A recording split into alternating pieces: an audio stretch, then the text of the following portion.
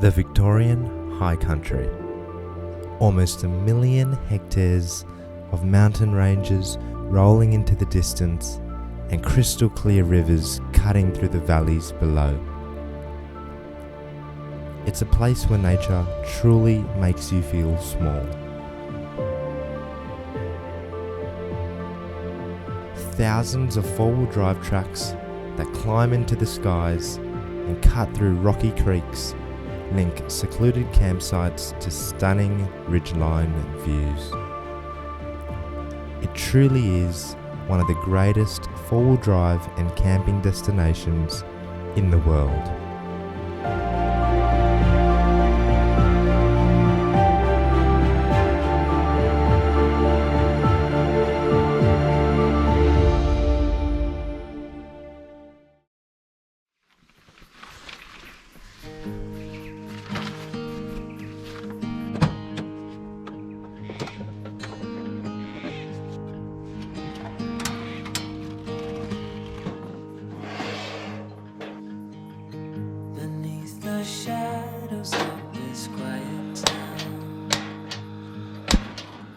It's day 3 of our high country adventure. We've camped at Devil's Hollow. We found this lovely spot just there on King's Spur Track, which is just off Dargo High Plains Road. Check out the view we've woken up to. Now you can camp right up to the cliff edge, but given we have a 2-year-old with us, we've decided to camp just a little bit back. Although you're earthbound,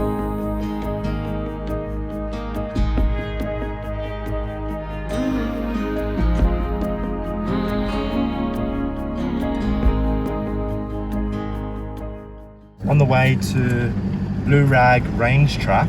Looking forward to this one. Did you enjoy the camp last night? Yeah, it was very nice. There was lots of pretty views. It wasn't too cold. I thought it might be a little bit colder, but it was alright.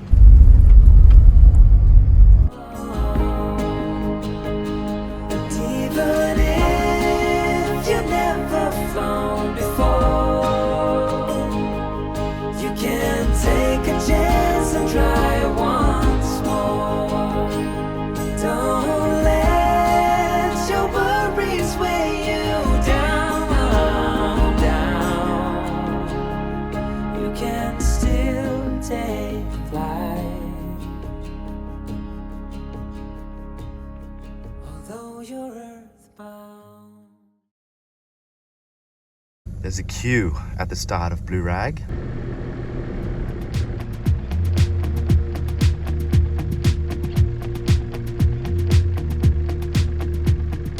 Before long, it was our turn to start Blue Rag Range Track. The track kicks off with a steep climb straight off Dargo High Plains Road.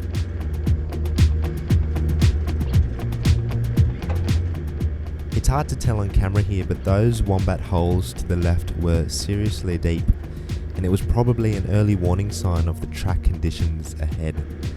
But nevertheless, being Christmas holidays, the track was very busy with plenty of other four-wheel drives.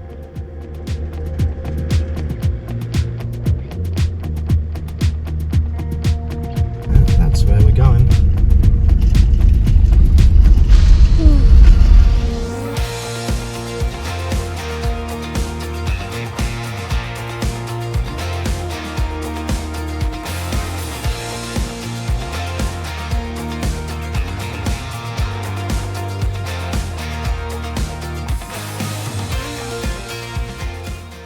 It wasn't long before we reached the first very big descent on the track.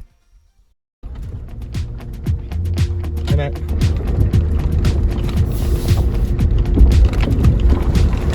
See, that's not a good angle.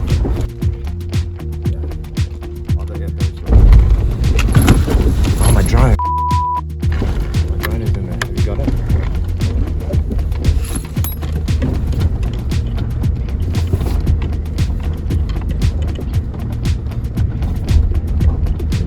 Oh my goodness, that's steep.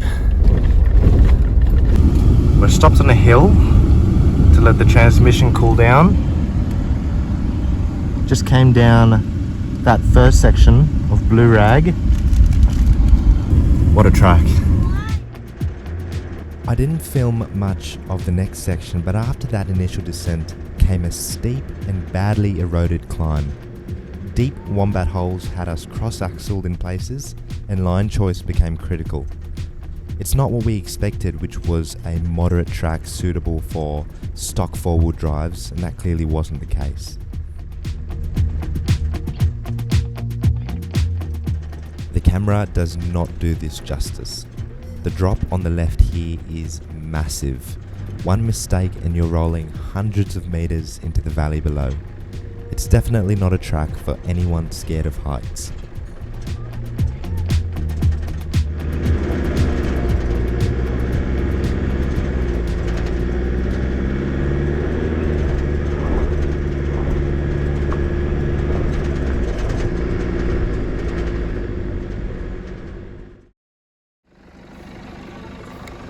We made it. We made it.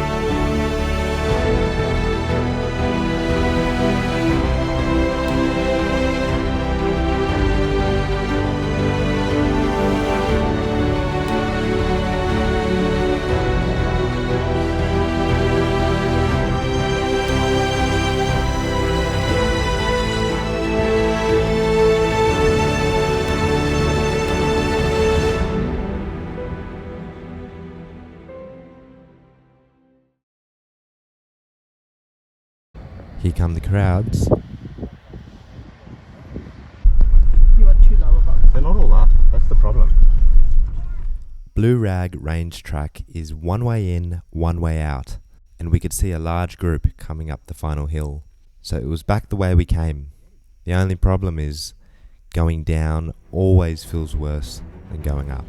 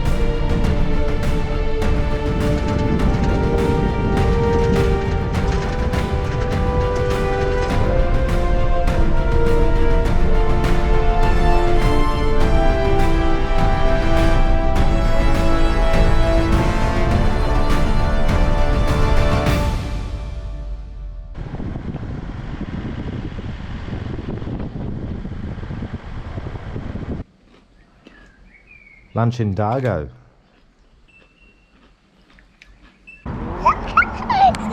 We stopped for a quick play at the park after we ate our lunch here in Dargo. Glasses are on the outside of the hat. She's standing like still with her head in a weird position as well.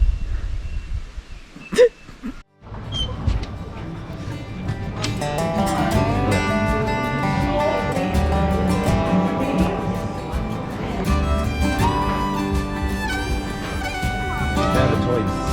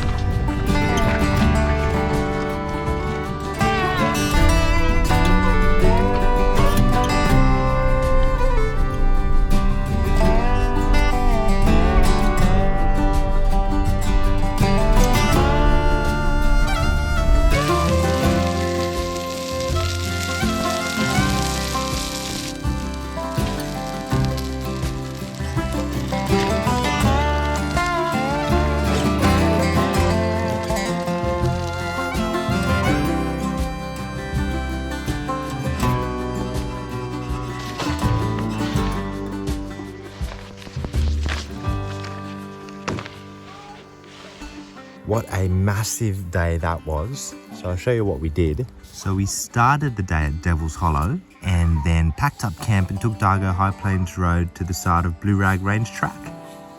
Blitzed Blue Rag Range to the trig point, which is 1,700 metres above sea level.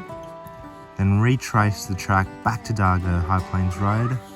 Follow that road all the way down into Dargo, where we stopped for water and supplies. Then we went through Dargo, turned onto Wonnangatta Road, followed that, that's a beautiful drive, this one, followed that all the way to this camp where we are tonight. I don't think it's got a name, but it's right at the base of Billy Goat's Bluff, which is another famous track in the region. So a bit of a debrief after Blue Rag today. We managed to turn it into a bit of an adventure by coming to a stop twice on a pretty steep hill and having to roll back and give it another crack. The first time was because I forgot to engage four-wheel drive, so we tried to give the hill a crack in two-wheel drive. That gave Chelsea a heart attack. And the second time is that transmission overheating issue that we're nursing. So yesterday, in the previous episode, we had our transmission fluid, automatic transmission fluid, overheat because we've swapped out the routing from the factory heat exchanger to a front mount auto cooler, which is just too small for long, steep, high country hills. We really need a bigger one with a thermo fan. So we'll have to look at that when we get back. Hot potato, hot potato. Hot potato. Hot potato, hot potato.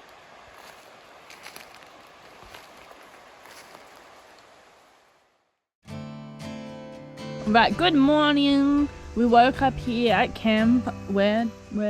Unnamed camp off Wonnangatta Road. And Zara's cooking us some breakfast. Having brioche toast. What are we going to do today? We're going to go swimming?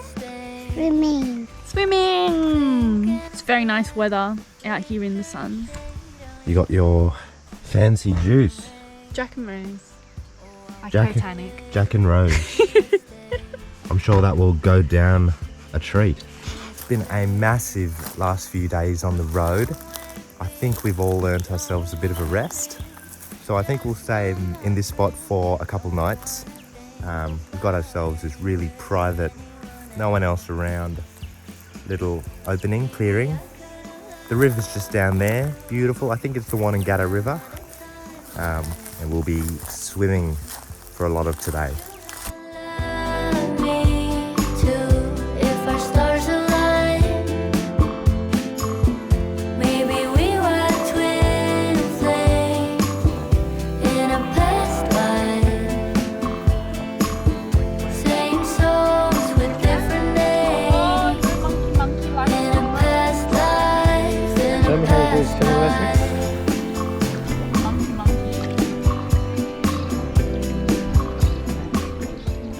Time for a shower.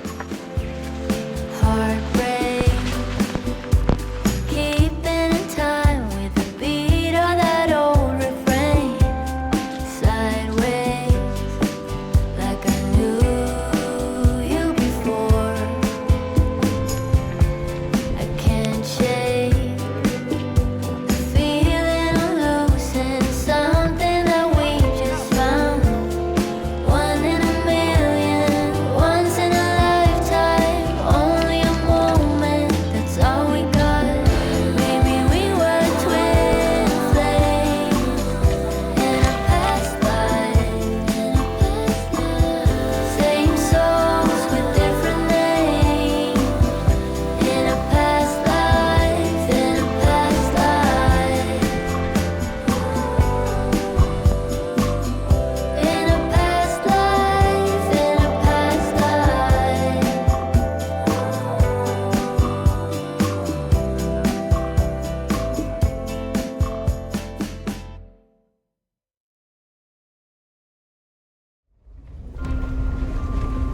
More this way. Make sure to tune in to the next episode of our high country adventure. Got quite a bit to go.